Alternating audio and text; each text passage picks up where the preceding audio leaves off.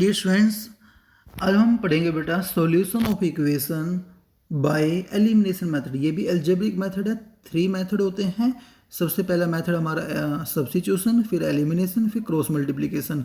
तो elimination method, elimination का मतलब होता है एलिमिनेट करना, हटाना। तो एलिमिनेट का हटाना, किसको हटाएंगे? 2 वेरिएबल होते हैं इक्वेशन में, दोनों वेरिएबल में से किसी एक वेरिएबल को हटाना।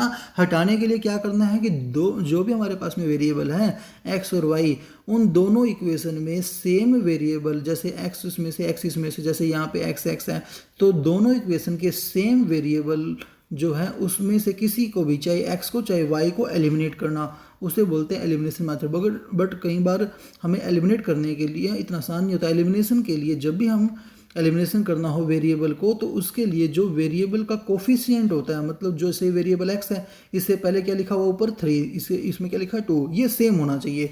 तो वेरिएबल का जो कोफिशिएंट है वो सेम होना चाहिए। उसके बाद हम उसमें एडिशन या सब्ट्रैक्शन करेंगे दोनों इक्वेशन में, जिससे हमारे पास में वेरिएबल एलिमिनेट हो जाएंगे।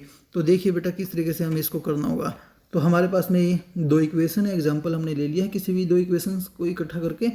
तो यहाँ पे देखिए हमारे पास में मल्टीप्लाई कीजिए इक्वेशन नंबर सेकंड को बाय 2। देखो हमने इक्वेशन नंबर सेकंड को, इस इक्वेशन को 2 से मल्टीपल किया। क्यों किया है? हमारा टारगेट क्या? एलिमिनेट करना। वेरिएबल को के जो कोफिशिएंट है पहले उनको सेम बनाना। यहाँ पे देखिए एक्स वेरिएबल में यहाँ पे 3 लिखा हुआ है कोफिशिएंट, यहाँ पे 2।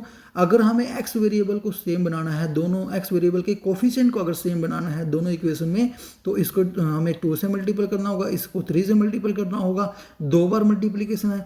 जबकि अगर हम वाई वाले को देखें बेटा, यहाँ पे 4 लिखा हुआ है, यहाँ पे 2 लिखा हुआ है। वाई में ओनली अगर हम सेकेंड टर्म को 2 से मल्टीपल कर देंगे तो वाई वाला हमारा जो वेरिएबल का कोफिशिएंट है वो इक्वल हो जाएगा। तो वाई वाला ईजी है, उसमें 2 बार मल्टीपल करनी है, इसमें 1 ही बार करना है।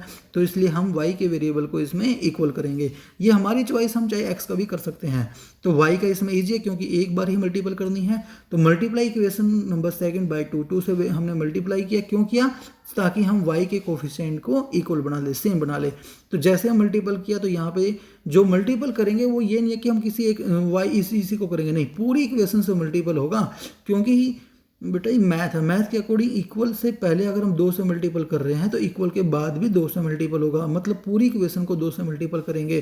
क्योंकि मैथ के अकॉर्डिंग हमें अगर लेफ्ट साइड में कुछ नंबर अपनी तरफ से मल्टीपल कर रहे हैं तो वो राइट में मल्टीपल होगा। तो 2 से मल्टीपल कर दिया तो 2 2 जा 4, 2 2 जा 4, 2 2 जा 4, हर तीनों बार 4 ही आ रहे हैं। तो 4x - 4y = 4। ये हमारे पास में एक न्यू इक्वेशन आ गया। तो इस इक्वेशन को हम थर्ड इक्वेशन भी नाम लिख सकते हैं। तो फर्स्ट एंड थर्ड इक्वेशन दोनों इकट्ठी हमने यहाँ पे लिख दी है। 3x + 4y = 10। तो फर्स्ट तो सेम ही हमारे पास में, थर्ड जो नहीं आई है 4x - 4y = 4। अब यहाँ पे देखिए बेटा हमारे पास में y वेरिएबल के कोफिशिएंट तो इक्वल हो चुके हैं। अब इन दोनों इक्वेशन को ऐड करें या सबट्रैक्ट करें कि जिससे y जो वेरिएबल है वो एलिमिनेट हो जाए। तो यहाँ पे पहले से ही हमारे पास में प्लस और माइनस में है। जब प्लस माइनस में पहले से ही है तो हम उसमें एडिशन करेंगे। अगर दोनों प्लस में होते तो हम उसमें सबट्रैक्शन करते ताकि एक प्लस और एक माइनस में आ जाए। बट जब पहले से ही हमारे पास में प्लस माइनस में है तो हम उसको क्या करेंगे? ऐड करेंगे। तो हम यहाँ पे अलग से लिख सकते हैं एडिशन, बोथ साइड भी लिख सकते हैं।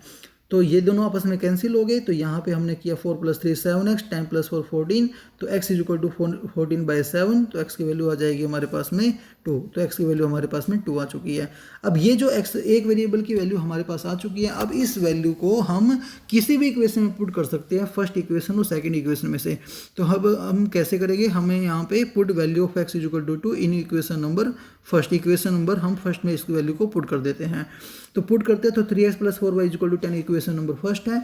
x की जगह पे 2, x को 2 से रिप्लेस कर देना है। तो x की जगह पे 2 रख देना है, प्लस 4y = 10। तो 3 2 जा 6 + 4y = 10, 4y + 10 + 6 का बेटा इधर के -6 हो जाएगा। 4y = 10 - 6 4 आ जाएगा। 5 = 4 मल्टीपल में डिवाइड में चला जाएगा, 4 से 4 कैंसिल होकर 1 आ जाएगा। तो इस तरीके से y की वैल्यू 1 और x की वैल्यू 2 आ चुकी है। अगर हमें इसको वेरीफाई करना है कि क्या हमारा आंसर सही है या नहीं, तो जो इक्वेशन दे रखी है हमारे पास में फर्स्ट एंड सेकंड, इन दोनों इक्वेशन में x और y की वैल्यू पुट करके देखिए, जो लेफ्ट साइड का आंसर है वही राइट साइड का आंसर हमें मिलेगा। इसी को बोलते हैं सॉल्यूशन। ठीक, thank you so much students.